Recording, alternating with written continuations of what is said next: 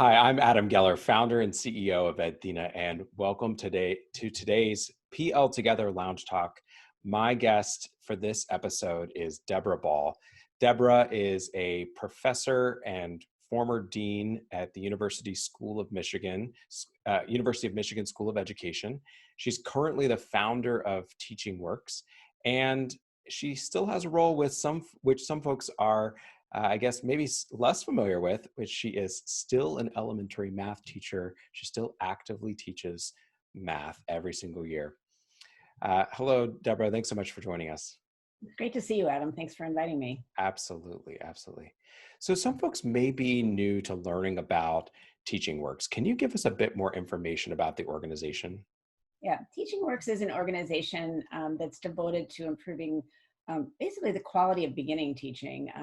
There's so many teachers who are in their first couple of years of teaching in this country, and depending on sort of where they got prepared, it's pretty likely that they lack skills or lack familiarity with children or communities. There's just a lot to learn in your first couple of years. And so we've been working with partners to define better, what is the essential knowledge and skill that someone needs to be able to adapt to their environment and teach the children that they encounter in their first couple of years, to develop actual practices of teaching, not just like commitments to teaching, which of course are deeply important, but the ability to pull things off.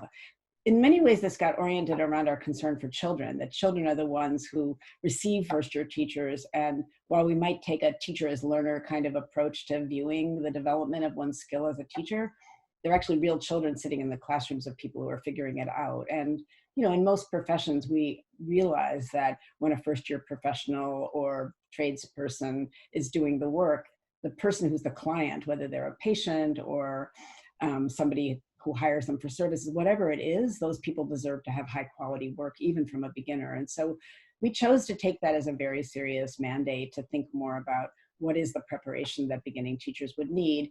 And our partners are typically people who work with beginning teachers. Either they're teacher educators in programs, or they're people who work in K-12 districts who either run residency programs or they're mentoring new teachers. But our eye is on beginning teachers. And inside of that, we prioritize three things. We prioritize the ways in which teaching we see as a powerful lever for interrupting persistent inequities in schooling. There's so much that we could say about the systemic injustices in our society, but we have really come to appreciate from many people's work how powerful teaching can be to either continue to reproduce those same sorts of harms that have been caused for so long, or to actually interrupt them at the micro level. And so we take equity very, very seriously. And combined with that, so these aren't really separate, we think a lot about the content knowledge that teachers need in order to understand what their children are saying, to connect to things that children already know. We take content knowledge in a very expansive and flexible way very seriously.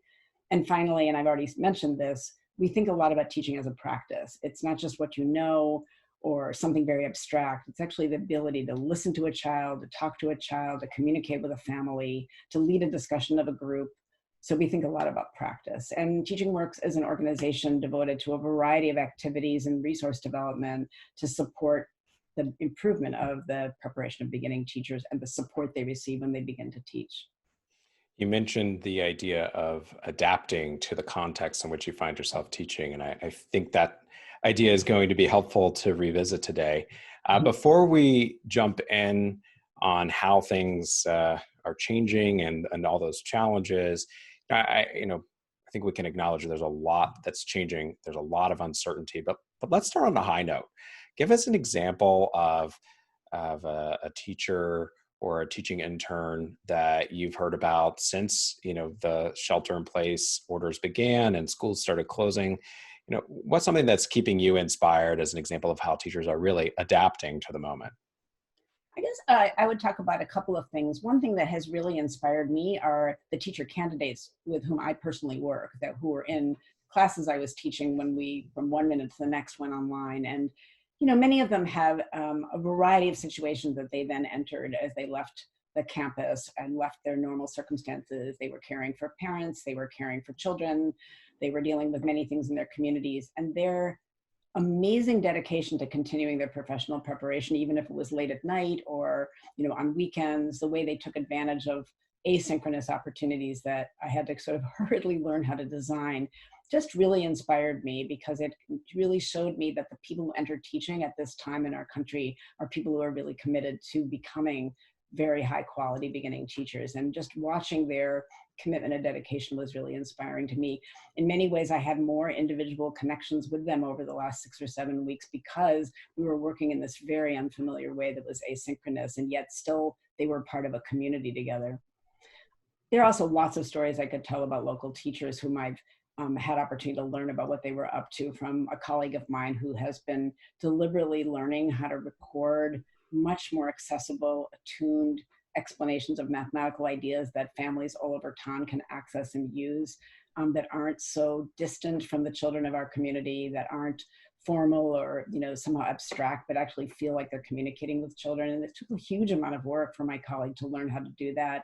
I've seen teachers developing much more sensitive compilations of things that children could do at home, that don't just shift all of the school curriculum with all of its certainly strengths, but also many of its problems, just stuffing it all into Zoom isn't the kind of thing we want to see. And I've seen people really quickly learn to rethink what we're learning at home, with home, in resources at home, what that can look like and how that can span the range of home contexts that children are in. And just learning about what people are so rapidly learning to do inspires me, partly because what it shows across all these stories is how quickly it's possible to learn to do new things. I really credit Naila Nasir and Megan Bang at the Spencer Foundation, who fairly early in this period put out an amazing statement on their website describing just the real terror of how groups of people in our country are being disproportionately harmed: Black and brown people, low-income communities.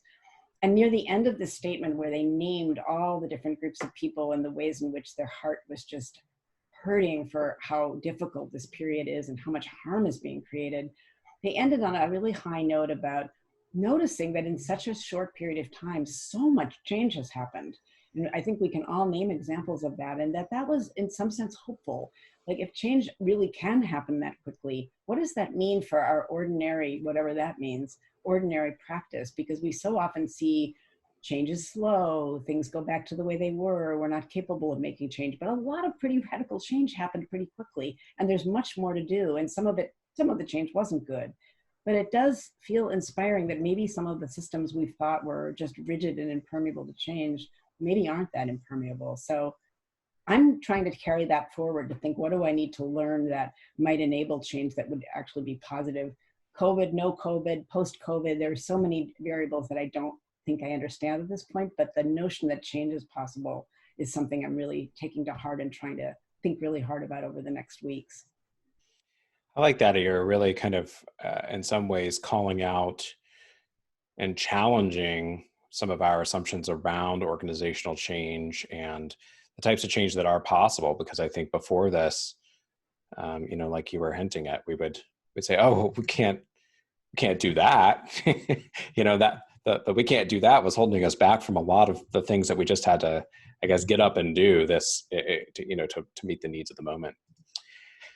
To borrow a phrase that I know you and your colleagues use, there's this phrase that, the goal of teacher education programs is to basically come to a place at the end of that program where you have a well-started beginner.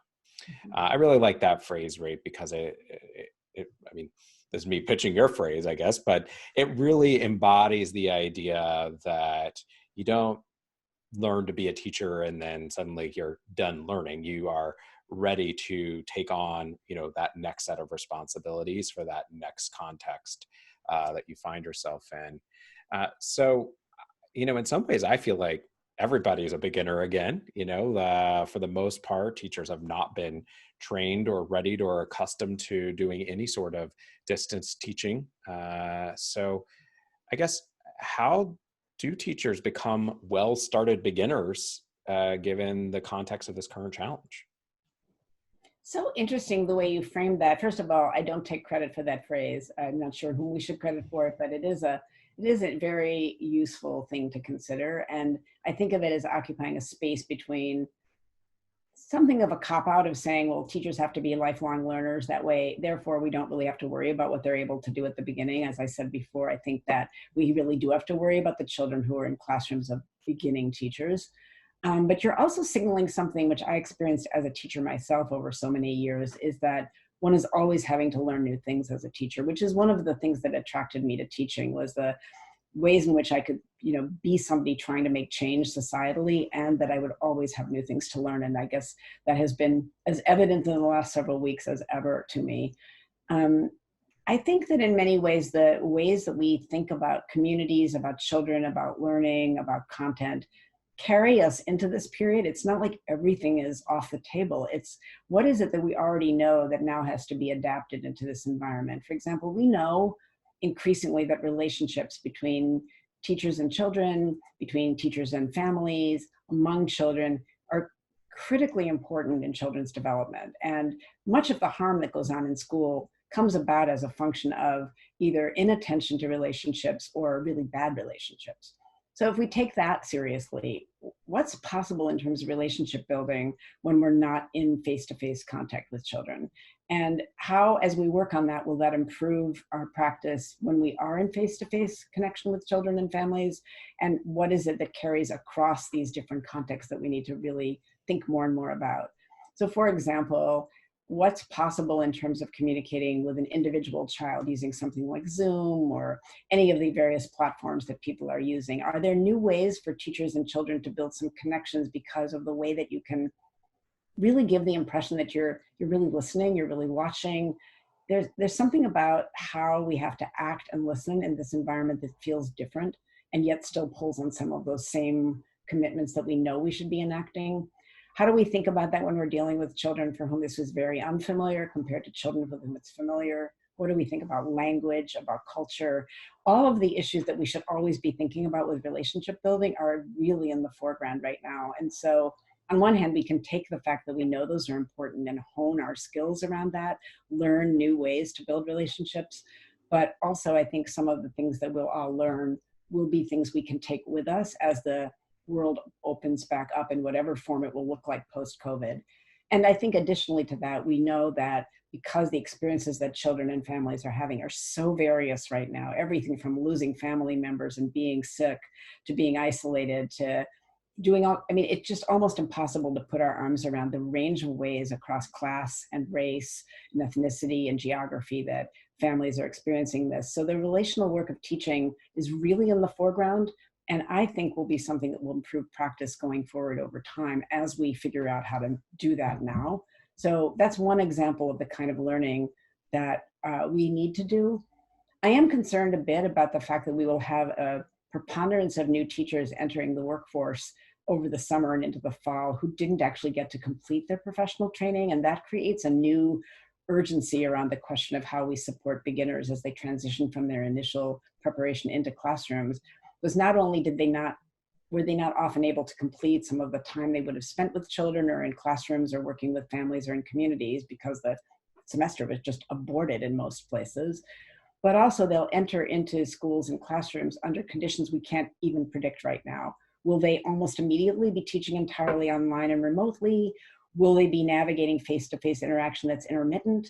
Will they have to help learn how they're going to build relationships with children who suffered great harm and loss and trauma during this period, and children who experienced other things? There will be an extreme learning curve for beginning teachers. And so those of us who are in schools or who work in schools who have experienced learning across critical periods will have particular responsibilities in supporting the beginning teachers who enter the workforce this year. And I think it's fair to say that those people will be predominantly hired in communities of color and low-income communities because that's where new teachers are mostly hired. So there's some critical social concerns for us to exercise as a profession right now as we think about professional learning in the COVID and whatever post-COVID time will look like. I think your question is really, really timely and important. There's something in what you just kind of described between the teacher and the student. But then I actually heard you describe again in relation to the system that supports the teacher. And it was really this kind of careful consideration of the relationship. And if I can, I think it's almost like you were saying, relationships matter more than ever, but we're really having to confront this notion of how we've kind of defined the relationship through the idea of presence, right? That like we had like a one-to-one kind of matching there between I care about you, so I am here physically for you. And now finding new ways to say, look, like I am here for you, I care about you, and I'm here for you in different ways. And it sounds like that's going to be true for the teacher and the student relationship, as well as the system around the teachers and supporting them to be successful in their classrooms. Yeah, I think that's right. These are teacher lounge. These are PL Together Lounge talks. So we wrap up this first one, but we will continue again together and create another talk for everybody. But I want to end this first one with, I'm calling the extra credit question. So you're at home, everybody's at home. What's one thing that's changed or adapted for you since COVID started? Well, I've been thinking a lot differently about time because I live about 10 miles from work, and I've been in my car maybe 4 times since the middle of March. So on one hand, I'm also just seeing things in my environment differently because I'm walking more. I'm just not driving all over the place. I think a lot about the environment, but in particular, just my own personal time, space, and my sense of time.